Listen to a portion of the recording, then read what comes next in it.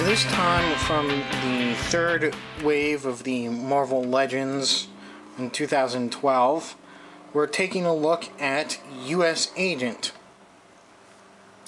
Now, this is a reuse of a previous figure mold, and I was expecting this because it's basically the same design as Captain America, so I was expecting a reuse of an old Captain America mold. And well, before we get into any more of that, let's take a look at the back of the package here. The art here is pretty good. I think it's done by Clayton Crane, although you know, very patriotic. You got military jets in the background. You have some sort of light, but this is really odd. You can see the helicopter here. The blade is actually in front of his belt there. So he has the appearance now, because of that, of looking like he's a giant. And I don't know if that's what they were going for, if that was a mistake that they didn't fix, but that's pretty funny. He is pretty good looking. However, I feel he's a bit skinny. I mean, the character was supposed to be bulkier and more muscular even than Captain America, or Steve Rogers' Captain America. However, they've gone with, instead of a Captain America, well, they did reuse technically a Captain America, but they reused the Bucky cap mold for the body. As you can see, the legs match up and the arms match up size-wise, as does the chest and everything. They've only given the figure a new head. Now that's alright, but I much prefer take a look at how much bigger and muscular the Captain America figure, this is the second Captain America figure, is. I'd much rather they'd use this old Toy Biz mold for a USAgent. I mean, compare that bicep to this bicep, and you can tell that this is bigger. And I think it is unfortunate that they did go with that, but it's not too bad. So paint wise, it is pretty clean overall. I do have a bit of a problem with the shield. You can tell the paint is just a bit off on the molding where it's supposed to be, if you can see that, especially right there on the top of the star. And that's really my only nitpick. Now, he does come with other accessories besides his shield, which is the same shield that was used for the Bucky cap and the I believe it was the movie cap, the Captain America 6-inch figure. And it clips on okay, not as good, not as well as I would like, and it does sort of just hang a little bit too far off of the glove for me. But yeah, again, not too big a deal. The other accessories, although he doesn't come with any place to put them, he comes with the same knife, small knife, and pistol that the Bucky cap came with. So not only did they recycle the body, they've recycled the weapons as well. So he also comes with this little base instead of the Build-A-Figure pieces. It's nice. I'm glad that they gave us something instead of nothing, but other than that, it's not too good. And whereas Bucky Cap did have a holster for the gun and a sheath for the knife, USAgent doesn't.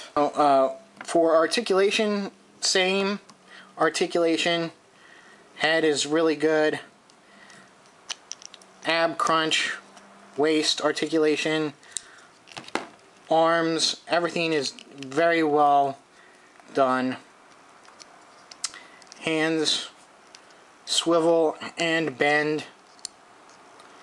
Legs, I really like the return to the original Marvel Legends type joint, going forward and back and getting rid of that weird ball joint in there that you have to mess around with. So that's good. And like I said, if you've seen my Bucky Cap review, you know all the particulars about his articulation. They're the same. So USAgent, or John Walker, first appears in Captain America number 323 as John Walker in 1986. And John Walker was born in the fictional Custer's Grove, Georgia, so he's kind of a good old Southern boy. Now, very patriotic and very much pro-America, and his older brother, Mike, was a helicopter pilot who died in the line of duty. In the original stories, I'm sure it was the Vietnam War, because this was the 80s. Now it might be retconned to a later war like the Gulf or something. I'm not quite sure.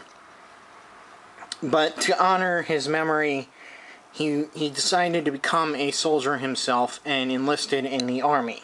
He served out his time and received a honorable discharge.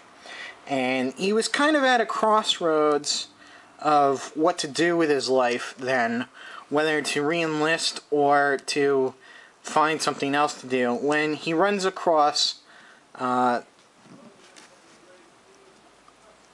Hoskins, and Lamar has heard about this way to get superpowers, and they both go to this person together. Turns out to be a villain called the Power Broker, and they do get a form of super soldier serum, or something, somehow, that greatly increases their strength, endurance, everything, making them actually more superhuman, more than just like Captain America is the strongest a human can be. Well, these guys became superpowered, stronger than a human, faster than a human, and they decided with this thing to join the Unlimited Class Wrestling Federation, which is kind of like the WWE if all those guys had superpowers. And turns out the Power Broker is kind of a silent partner in this business venture, so that's how they make money. But anyway, instead of becoming a wrestling personality, he's persuaded to become a hero and enjoy the marketing of his heroic persona. A little bit like Booster Gold, if you ask me. This doesn't last too long, and he's really prodded into this by his manager. They decide to come up with this scenario for him to debut, so to speak, in public. And it involves several of his friends who were already in the Unlimited Class Wrestling Federation, and his buddy Lamar. And so what he does is he comes out as this new hero, the Super Patriot, and he makes several appearances criticizing Captain America and his handling of several cases at the time, and basically being a loudmouth. And finally, he's attacked by these so-called bold urban commandos, or Buckies for short. You know, B-U-C instead of Bucky spelled out. So anyway, they come out to defend Captain America from his verbal attacks, and they come to blows with him. And he soundly beats them up, and he's a public hero for it. Well, in reality, those guys were just the Unlimited Class wrestlers who had joined in this little, I guess, publicity stunt. So he then continues on calling out Captain America, and he wants to fight him for the use of the suit and the shield and the name Captain America. And Cap really doesn't want to do this at first, but is eventually drawn out. He has to address it, and they fight, and the match ends really with a draw, but in Captain America's mind at the time, the draw was pretty much a defeat, because he thought he could, you know, he should have soundly beat the Super Patriot. So then later on, Walker, his first, I guess, honest piece of superheroing is he saves Washington, D.C. from this terrorist who was threatening to nuke it somehow. I guess he had a homemade dirty bomb or something, and but unfortunately, Walker does kill this guy, and you know, I mean, he's still heralded as a hero, and you know, it was a time of the grim and gritty hero coming up in comics. So, and that was sort of the whole impetus behind this guy. And so he does have a little bit of problem with it, but not too much. So anyway, at the same time, Cap is going through this crisis with the government because they want to tell him what to do, and they want to tell him to jump and have him say how high, and he's not prepared to do that, so he basically gives up being Captain America, dumps the shield and suit, and adopts the nickname of the Captain, and uses this black and red and white suit. And Tony Stark makes a vibranium shield for him, not the vibranium adamantium mix that the classic round shield is. The powers that be, the Commission for Superhuman Activities, they have seen Walker. They somehow know that he's super patriot, so they bring him in to be the new Captain America. And he's trained alongside with Lamar Hoskins, who's now going to be the new Bucky, but they quickly change his name, fearing the racial overtones of calling a black man Bucky. They change his name to Battlestar. They get training from the Taskmaster because he studied Captain America. He passes on the moves to John Walker, so he knows how to throw the shield and do all the things that. So the powers that be want to make the public think that John Walker is still Steve Rogers as Captain America. So anyway, it becomes quickly apparent that Walker is a different kind of psychological bearing than Steve Rogers, because he beats a villain to death, basically. Professor Power, it was. Pretty obscure villain. You do eventually find out all this is being manipulated by the Red Skull, who at this point is in a cloned body of Steve Rogers. It's comics. So Walker is becoming increasingly more violent. The Red Skull somehow influences his former partners to who were involved in the scam, in the initial scam of him coming out as the Super Patriot, to release not only that he's not the same Captain America as always, but his true identity and birthplace. And one of the groups that he pissed off, this vigilante, anti-pornography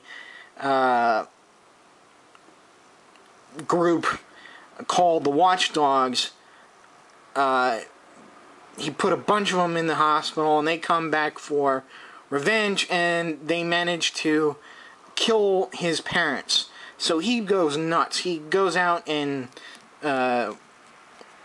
basically eliminates all these members of the Watchdog group. He then goes after the two people who revealed his identity to the world and almost kills them.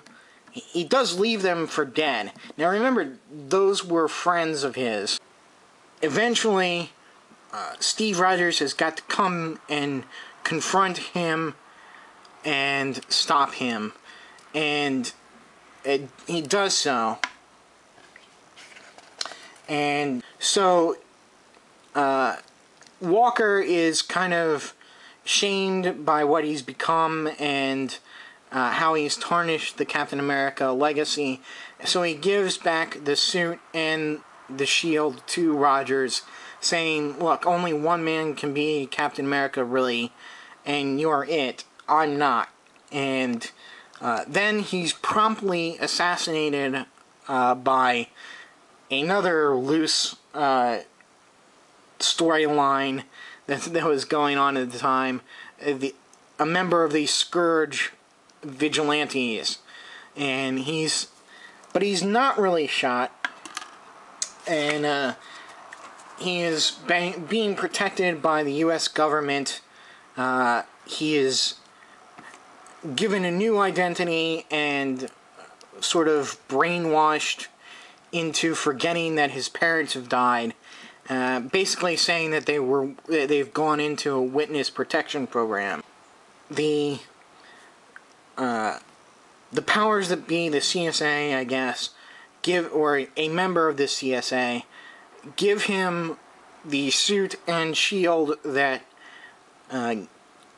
Steve Rogers had used as the Captain America, as the captain, and so that's where he gets his standard uniform. He does eventually join the West Coast Avengers, and they kind of put him there to spy on the team, see what they're up to, but he quickly proves himself to be a valued member of that team. And indeed, he does join the subsequent team formed after the dissolution of the Avengers, Force Works. And that's where he actually, I think he's the first to use a energy shield that several, Captain Americas have used, including Steve Rogers most recently. And when the Avengers eventually did reform, that's talking about the Kurt Busiek-Perez era, he does make an appearance, but he doesn't rejoin the Avengers. Instead, he joins the team, the private security team of the jury, to lead that and basically train those people. Now, he's nearly killed by yet another failed super soldier project called Protocide.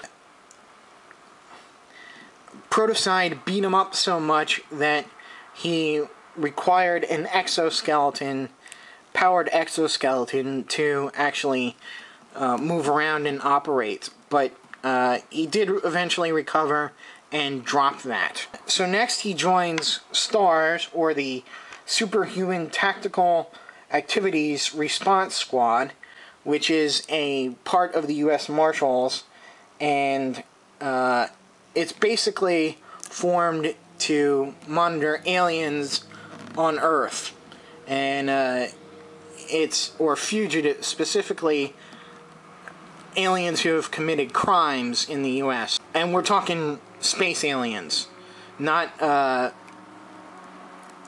illegal aliens from other countries.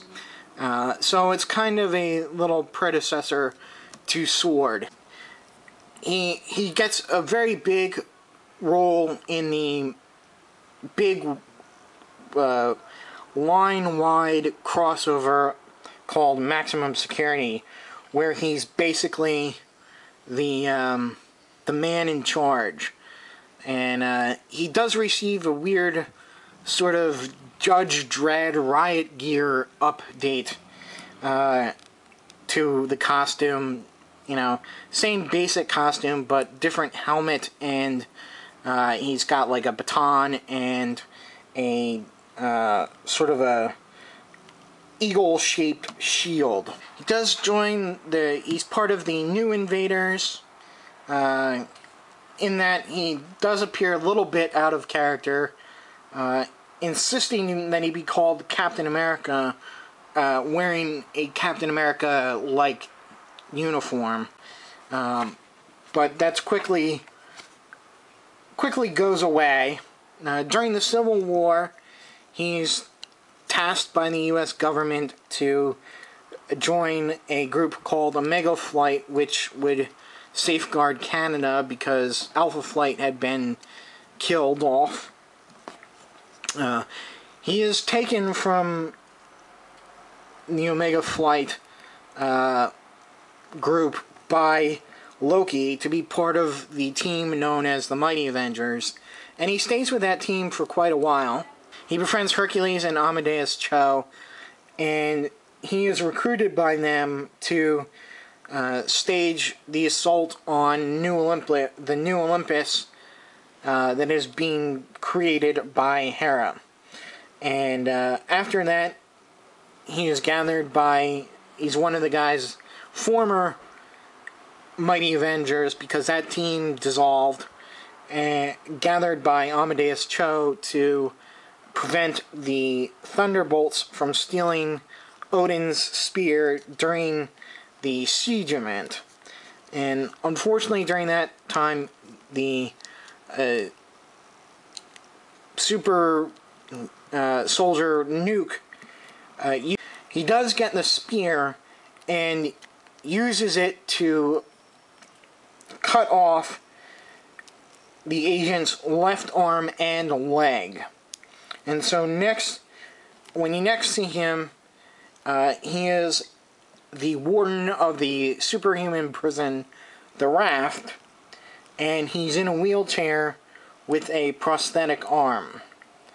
However, it's been teased pretty recently that he will be a up and active member of the new Dark Avengers, coming out, I think, in December or January of next year.